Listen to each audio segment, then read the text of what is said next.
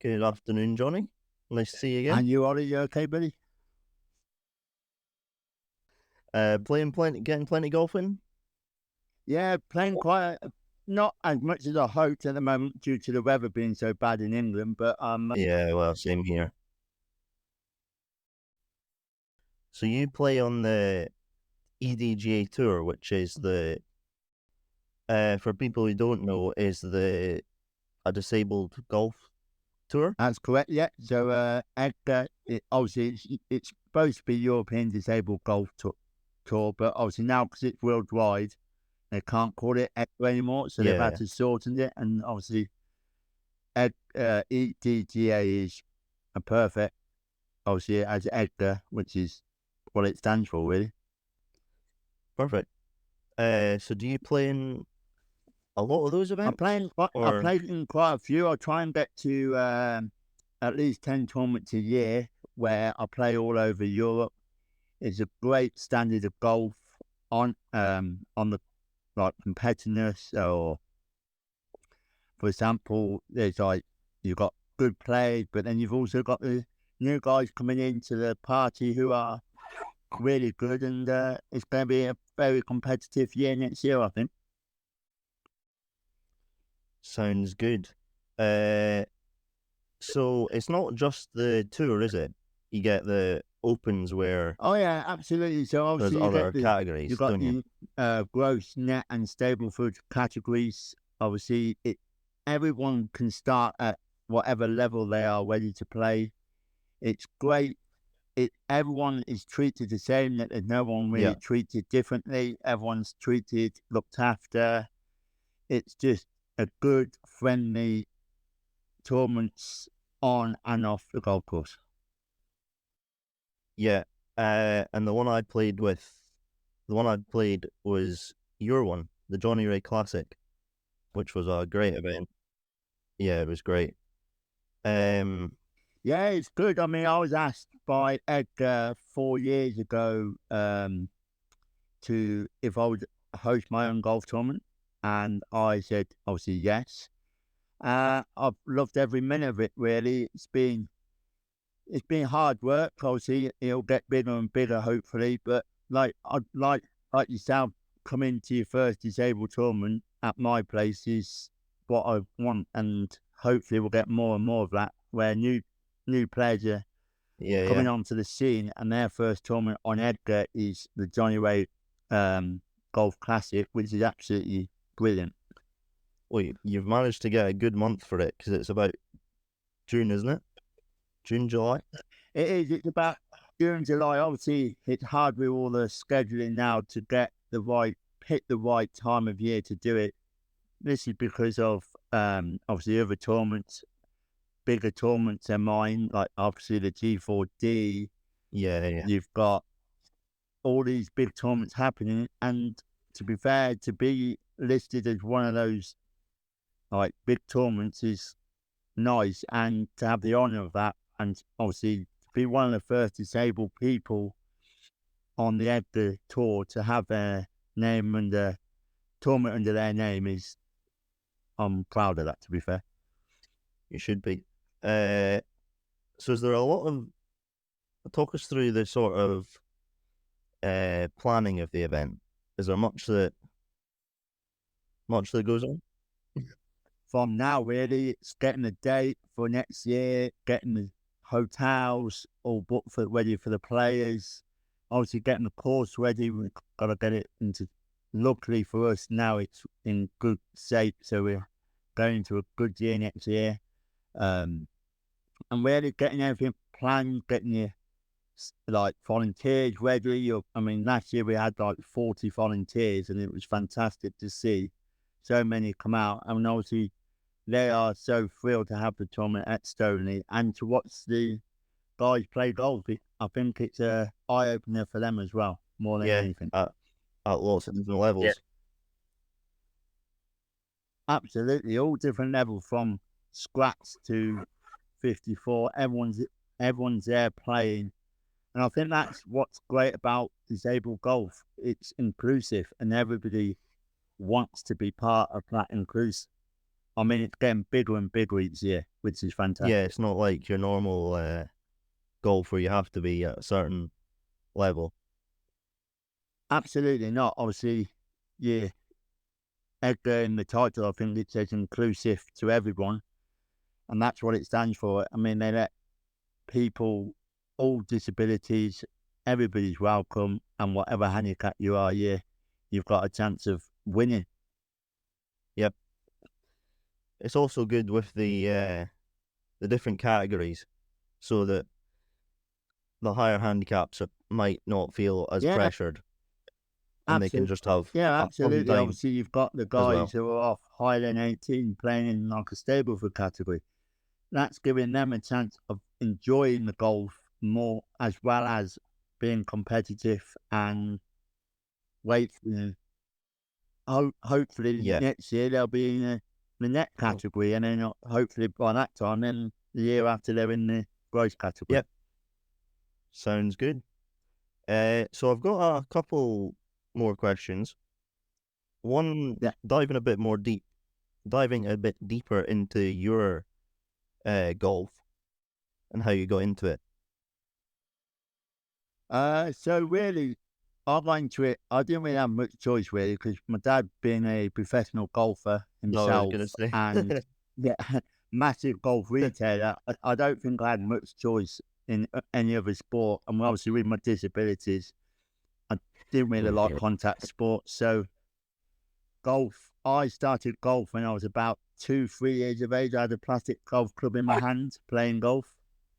That's quite young, isn't it? It was, yeah. And then as I grew older, I got bigger clubs, obviously.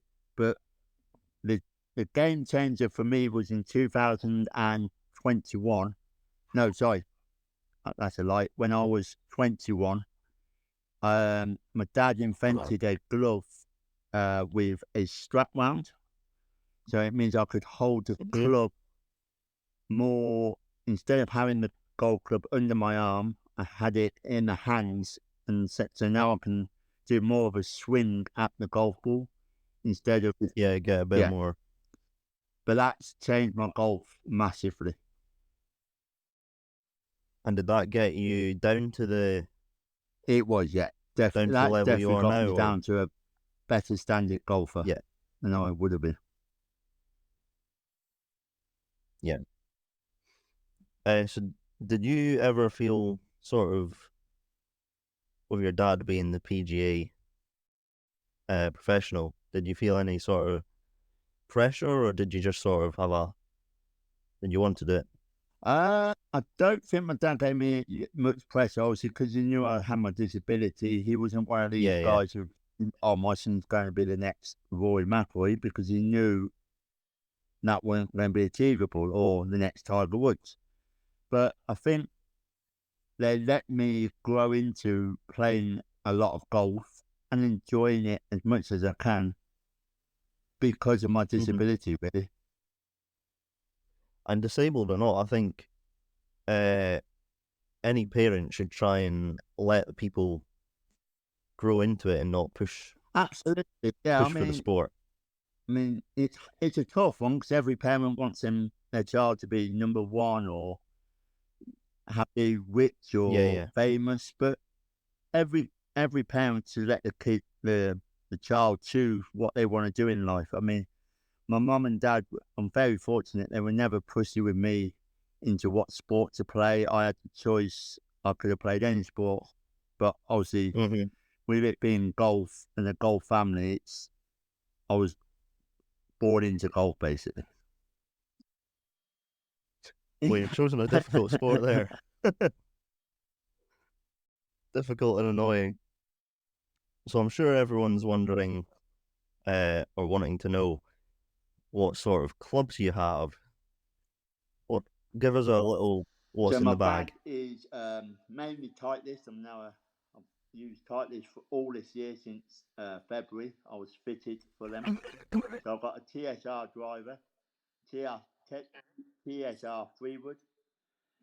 I've still got my loyal, I call it my loyal pin 5-wood, because it's probably the best club I've ever hit.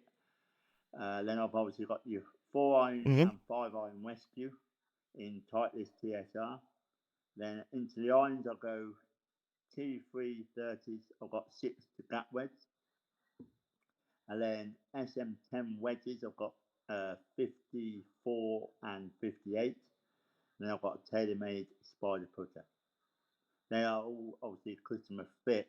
For me, I think they're an inch and a half longer than standard. So do you And graphite. graphite?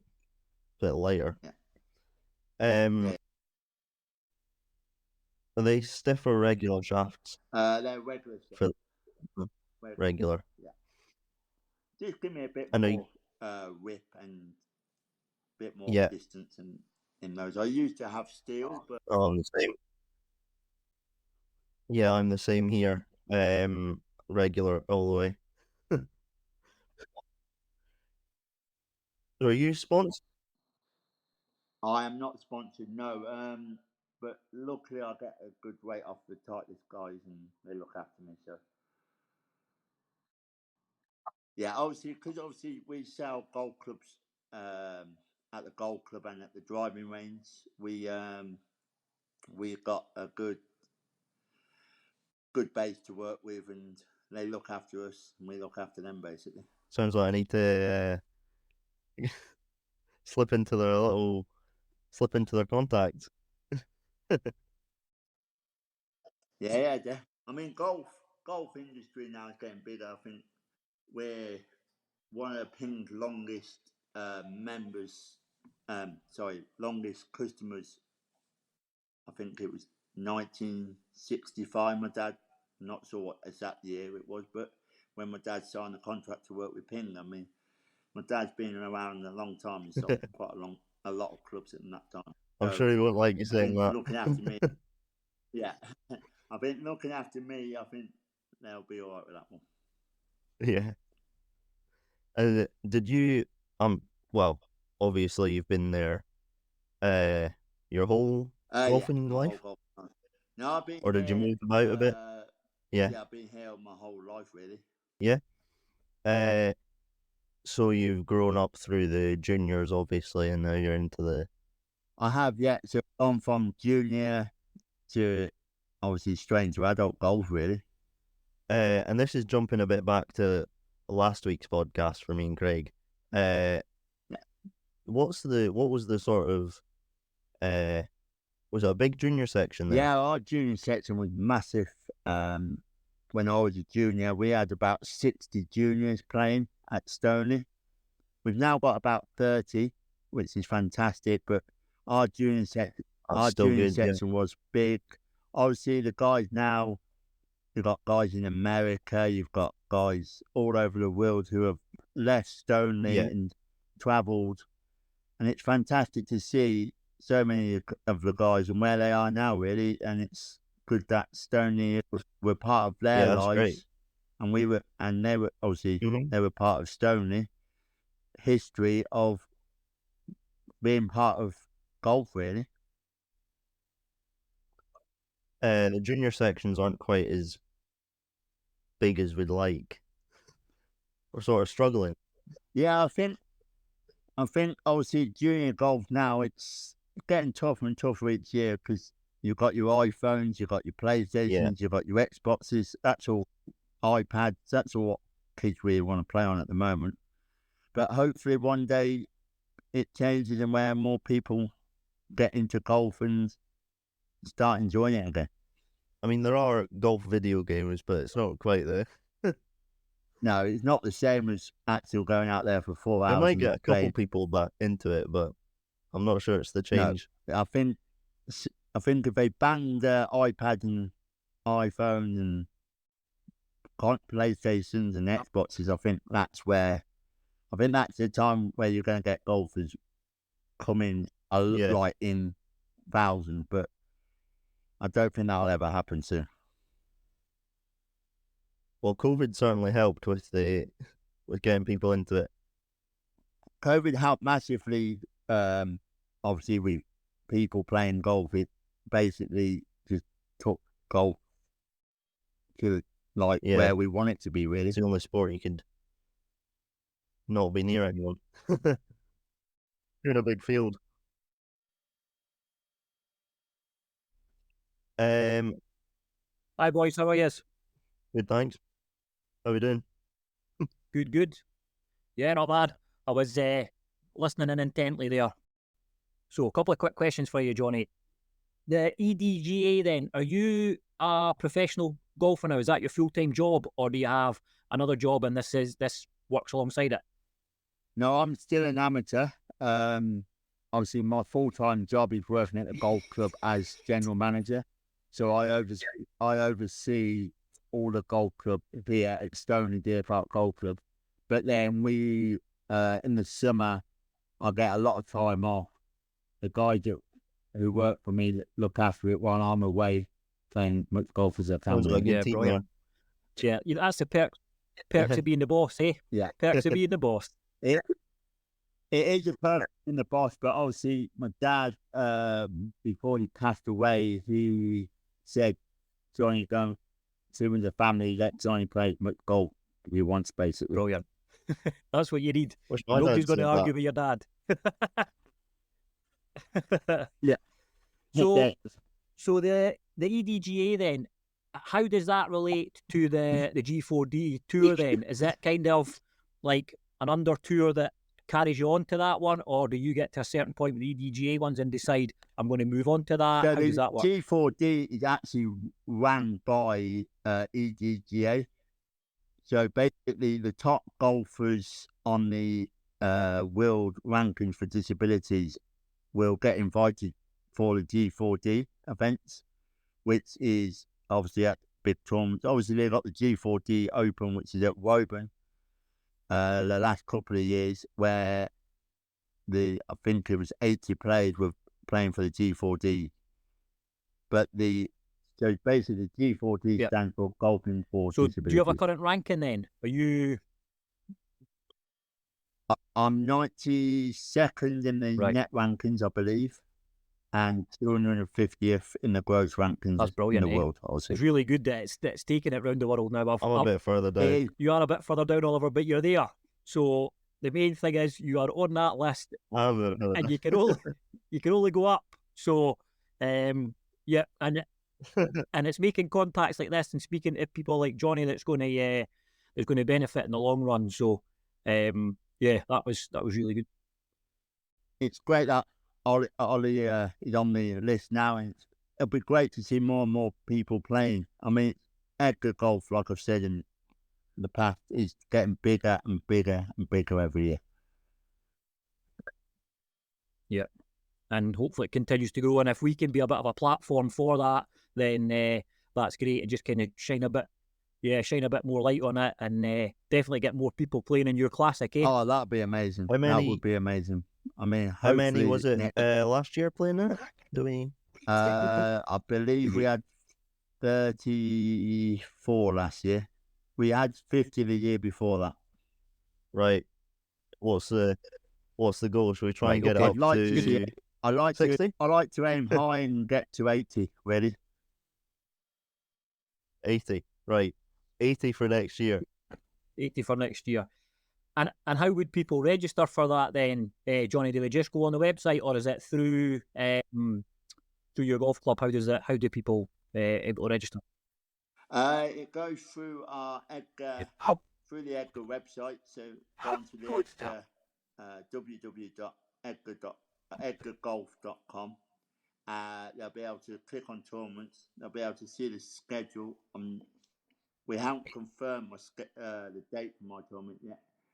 That'll be over the next couple of weeks where we'll decide when that is, and then obviously they can enter via the website. That's brilliant. Yep, we'll make sure you're there, Oliver. Well, there you go. Yeah, there's the links. Is that the schedule? That's the schedule for all of them. Yeah. Have you sat down and had a look at your schedule for next? Have you sat down and had a look at your schedule yet, Oliver, for what your plans are next year? Or well, they're not. They're not all out yet. So the UK ones normally come out a bit later on but further down the line. What about you, Johnny? Are you teed up? You know where you're going next year, or are you? Roughly, yeah. I'll try and get like January, February, March, April if I can, and then I'll work from in January. I'll start then working the rest out on how much I've played in that time, and obviously I'd like to play in every tournament, but that's never happened. And does each tournament come with a ranking points to it as well? Then does it? It does, yeah. That's brilliant. It does. Obviously, some are bigger. The bigger ones that get more rankings. So. Yeah. No, that's good. So I know Oliver was obviously speaking about you. You're not sponsored by anybody at the moment, other than the business. But do you have any? Yeah. Are you looking for sponsors at the moment then? I would like a sponsor. It'd be nice to get a sponsor on board, but obviously at the moment my mum's looking after me, but it would be nice to get a nice sponsor on board who would pay, because obviously it did get expensive. You do need a sponsor when you start going places.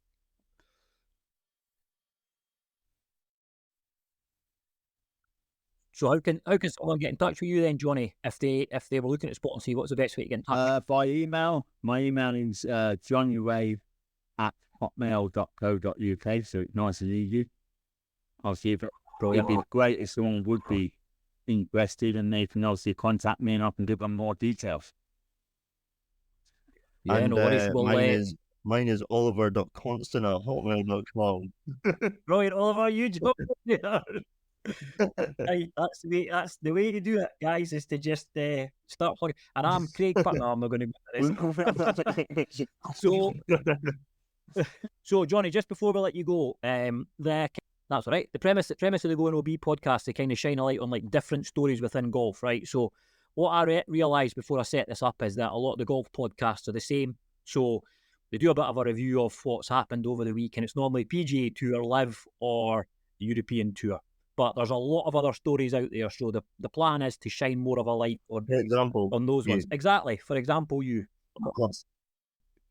and everything that's happening in the EDGA world. So that's what we're aiming to do with this podcast, and kind of make them from there.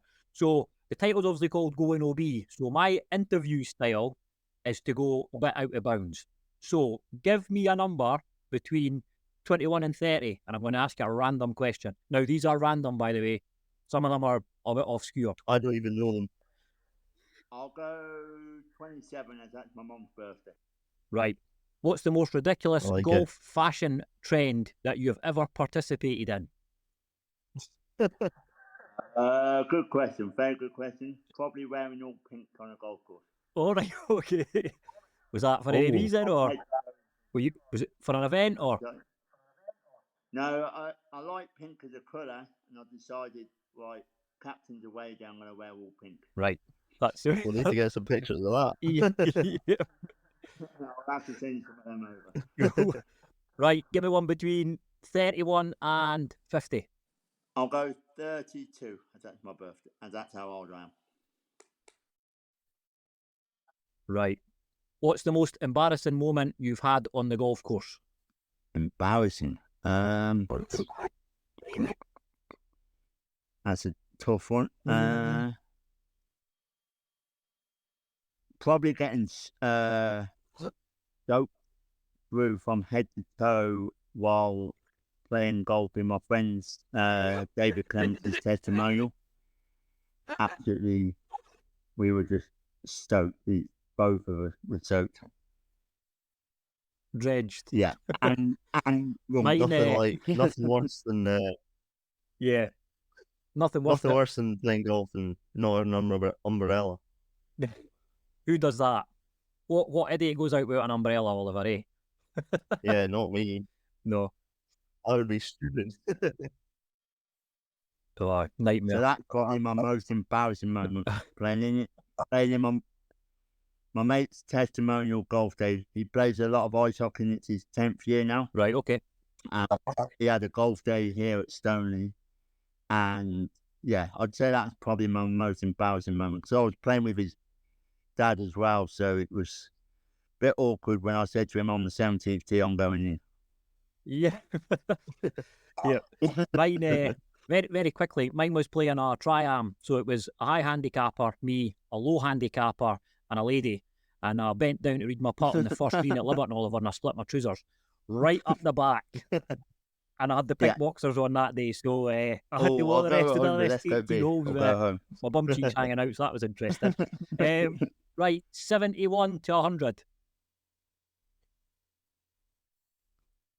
Oh, I knew it. Yes, that's one. I've been waiting on somebody. Right, okay. Nice one. What's your go-to Best karaoke line of the song? day.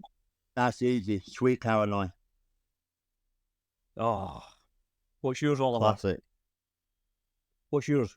It might have to be the same. That's a cop-out answer. You have to pick something else. Johnny's already picked Sweet Caroline, so it's gone. You need to pick something else.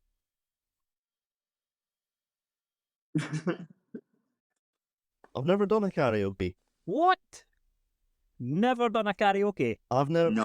No, never done a karaoke. Oh, Oliver. Right, we'll need to get that sorted. When we have the team Christmas night out, we'll go karaokeing or something.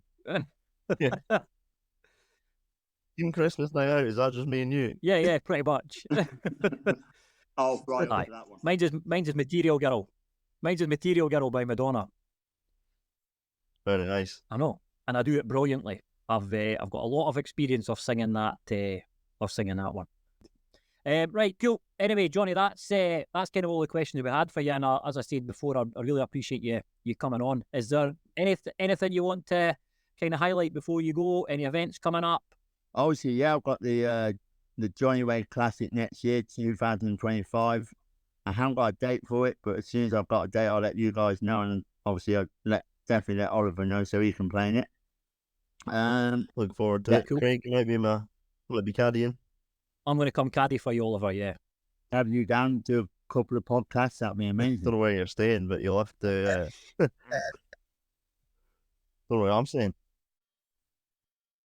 That'd be great. Yep. If you can get me access to some of the players, and we can get some interviews on the go, that would be great. And I'll only take 10% of the winnings from a caddy's fee. I'll have to try and knock you down from that, but we'll see how we go. No, I think 10% from a caddy and fees is a good deal, is it no? It is, yeah, I'm happy with that. Yeah. Perfect. Right, Johnny, again, thanks very much. We really appreciate you coming on, and I hope Oliver and the rest of the listeners have got something from that. So yeah, go and check out the EDGA on, you can just Google it, keep an eye out for the events that's coming up. Oliver's going to be playing in some of them next year. You'll obviously be in them as well, Johnny, and we'll see you in June at your place. See you there. Yeah, so Johnny, I believe you've got a quick shout out. Yeah, I'd like to obviously give a shout out to my team, obviously at Stoney Deer Park Golf Club. Obviously, thank you for letting me play as much golf as I can. And obviously to my personal team who look after me, Nicky from Elite Therapy, Ben Kirby, my PT, and then Fire and Earth and Poppy, who do my sports massage. And then my last two are Beth from Energize. She's now my mental coach. And then I'm now working with Amy O'Donnell, who's now my nutritionist. So I'd like to give them all a big, massive thank you. And hopefully next year sounds like a great team. A great team behind me. And hopefully next year we can bring a couple of trophies home to celebrate. You've got an entourage now, Johnny. I have, yeah. I didn't know you'd have to do all those jobs for me. No, I'm only carrying your clubs for you, Oliver. You can leave it at the feet massage. Yeah, aye. There's no way I'm touching your feet.